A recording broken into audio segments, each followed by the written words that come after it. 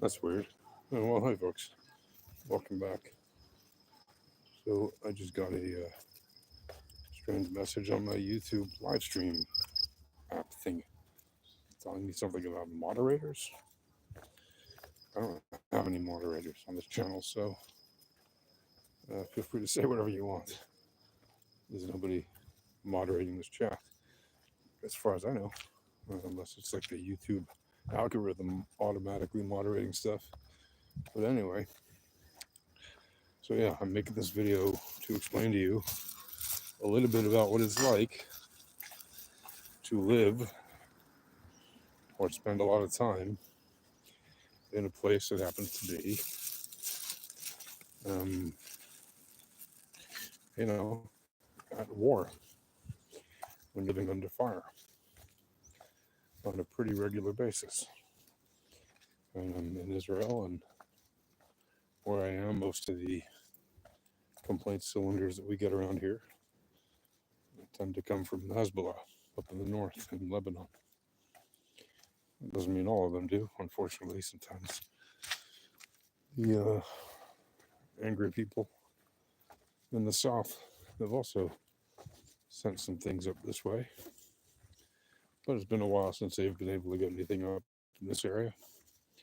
Frankly, over the past year, what they tend to send from the Hamas tends to envelop or go to areas that are in the south or the center, mostly of the country.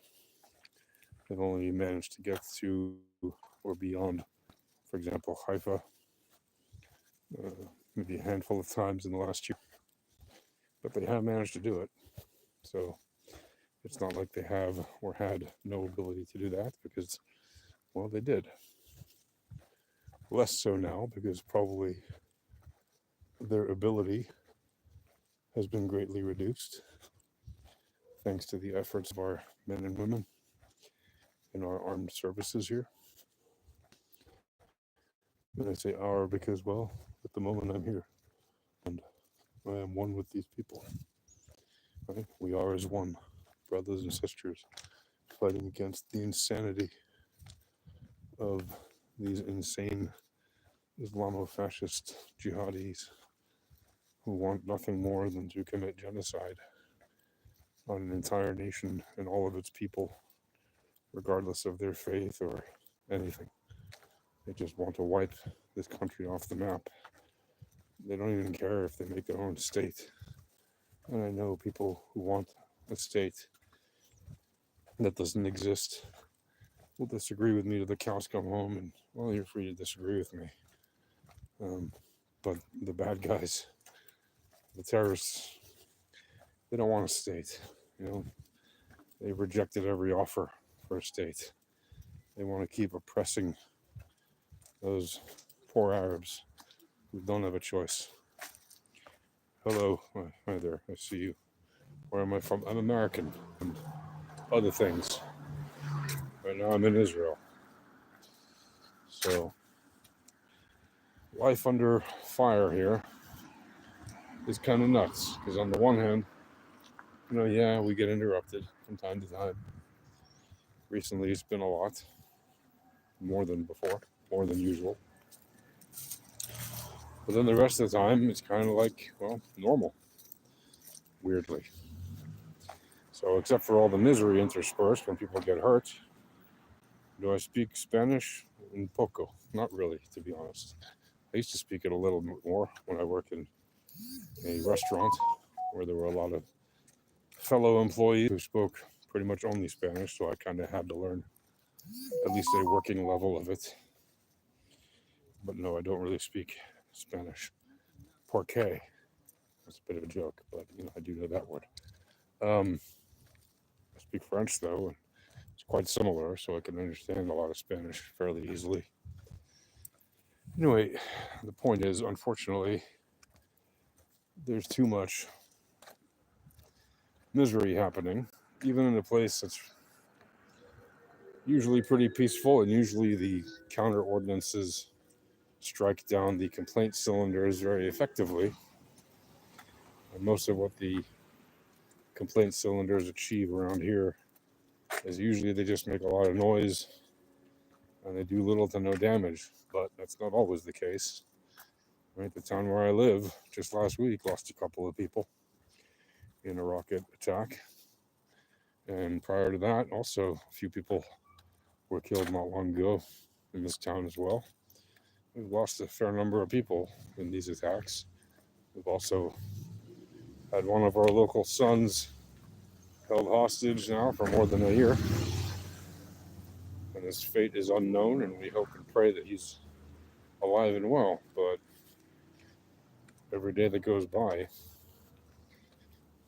these people suffer incredibly at the hands of brutal captors who do not respect human rights, who do not give them fair treatment, humane treatment, who do not feed them enough or give them enough water, even though they themselves definitely have enough water.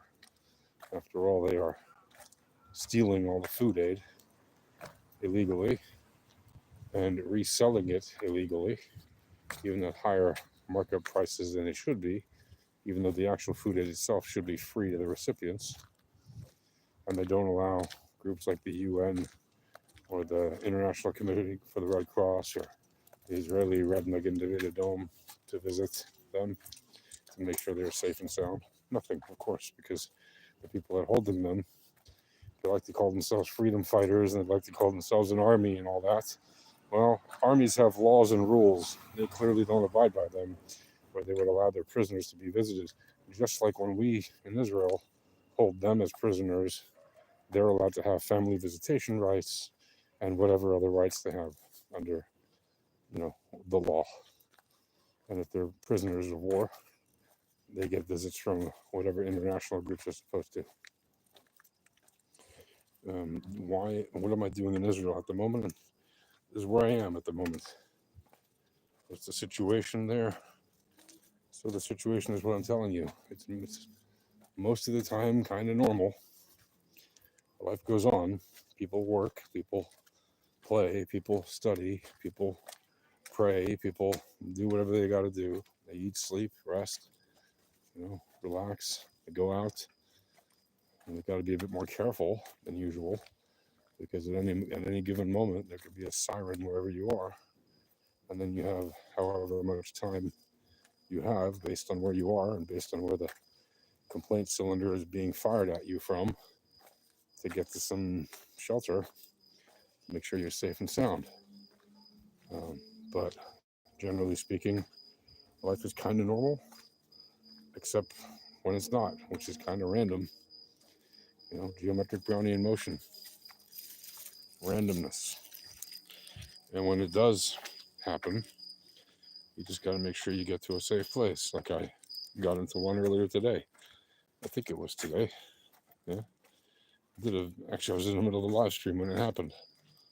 And sat there in a public shelter inside of, it's a private shelter in a building, but they welcome, obviously, anybody into it because, obviously, public safety requires that, you don't say no to people if they're walking by a large building and there's a large bomb shelter like on the ground floor. Anybody can go inside.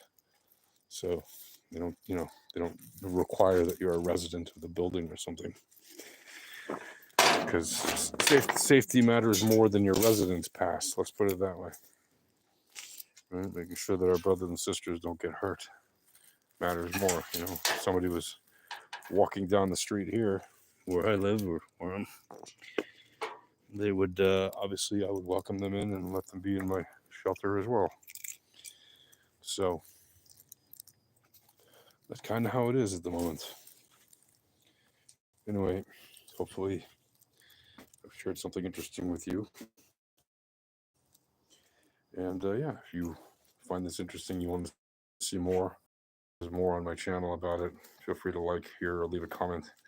Tell if you want to see more, and I'll make more of this kind of stuff. I'll go into it in depth more. All right, maybe I'll do a sit-down video about it instead of just a walk around. Unless you prefer the walk-arounds, let me know that too. All right, and feel free to subscribe if you want. Sure, be nice to see if people care to see this stuff or not. That's it for now. Take care. Peace.